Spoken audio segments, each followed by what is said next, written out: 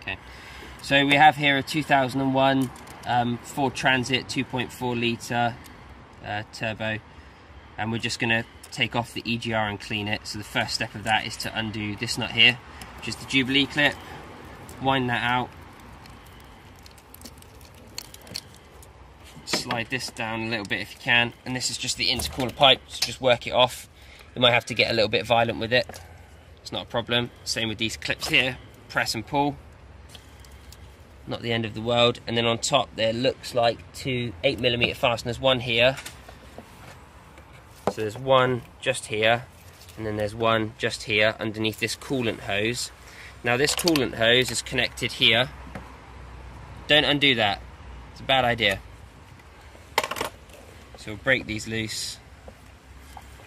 These might be a little bit tight, but you should be able to do it with a little bit of manly power.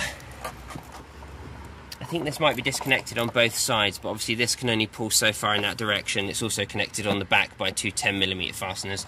So I'm going to leave those there for now. I might have to do a little bit more in a second, but for right now, I should be able to. Lefty loosey, that's right.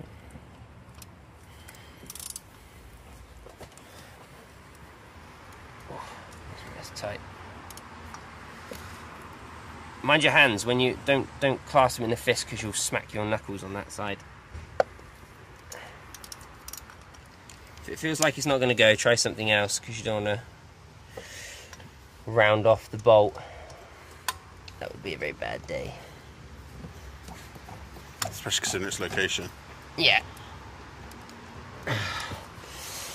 Okay, so if you're struggling to break it loose in close quarters like this, what I would recommend is a dead blow hammer, something that has a little bit of weight to it but is not going to put so much force behind it you could damage something else. We also have this filter here housing. You don't want to slip with the hammer and hit that. If you don't want to break any of these plastic parts.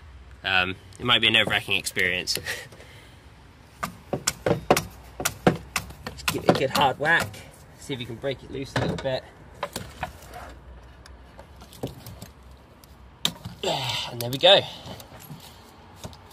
If you can't break it loose by hand, just try it with the hammer, and that shock tactic usually does wonders. And once you've undone it a little bit, the rest of it will just come out by hand, like so.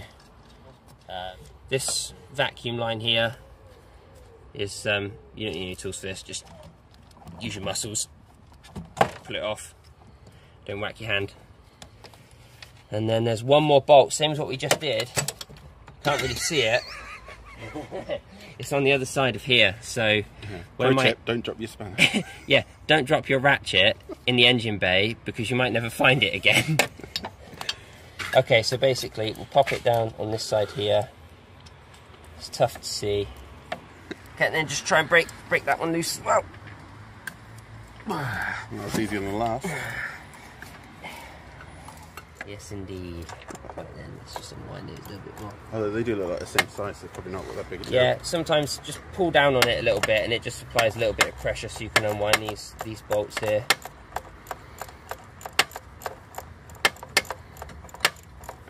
Oh wow, there's quite a lot of thread still in there. Alright, well just make a mental note for that then, the threads on these are quite long. Again, there's a washer on these. Don't lose the bolt or the washer. I'm just going to leave mine in. There's no way you can confuse them then. Now if you're going to clean out your EGR valve, you also want to really clean out this EGR pipe here, which wraps around, which goes around the back here. You really want to take that off as well. But for right now, you can see in there, that is disgusting. Look at these are carbon deposits, and this basically stops the valve from working properly. This is in need of a dire clean, and that's why we've got the P0404 code. So if you have this code, this is probably a similar situation to what you'll find. You will find the same thing in both ends, not usually as bad at this end, but sometimes cleaning it won't work. We're going to try and clean it, and hopefully that will do us fine. So it's hard to see because of the lighting, but obviously the deposits in here are quite dark, but the way to clean this is basically just get a screwdriver and get the worst of the deposits off. Basically just scratch it up. You know, just try and work all of those off. You can see here, I'm just going to pick this up for the camera, is that the deposits that come out of this are extensive. This is a lot of carbon build up. You know, it's just crazy. Marmite, people. So basically just work it out. Once you've got most of it out, spray it through with a lot of brake clean and then clean it out with paper towels. It's as simple as that. So once the EGR valve is clean, this isn't perfectly cleaned, but it's much better than it was before. I'm going to put this back in to see if there is an improvement. I think there should be. The most important thing is to clean up this spindle in the middle.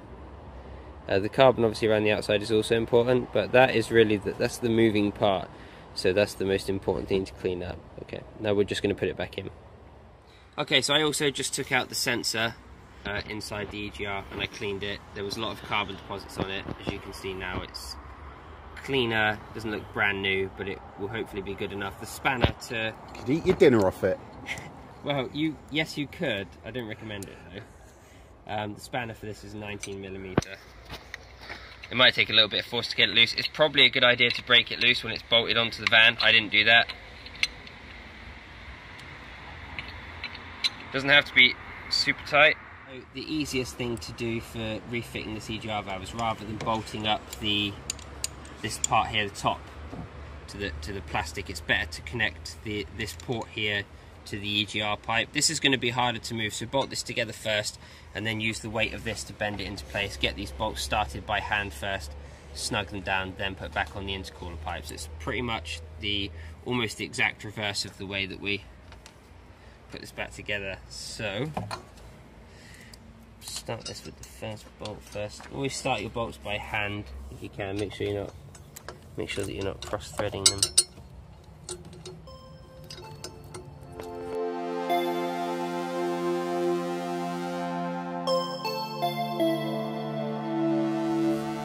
So when you're using small bolt, especially on like 1/4 inch tools, just wait until it starts to feel tight and then give it one good last tug.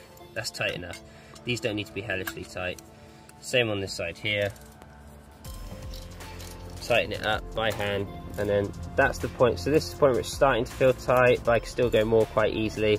So it's just got to the point right there where it feels tight. So just one more little turn. That's it, done.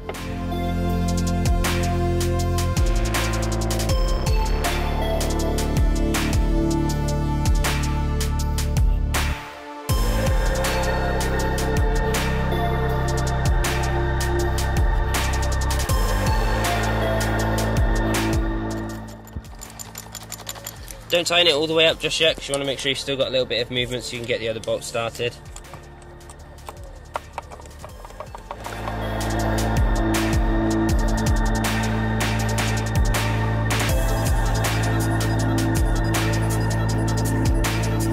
Same again here. This time don't go quite as tight on the other one, just snug it and leave it. It's plastic, don't break it. The last couple of bits and pieces is just pull back on the intercooler pipe. Pull that back up on there.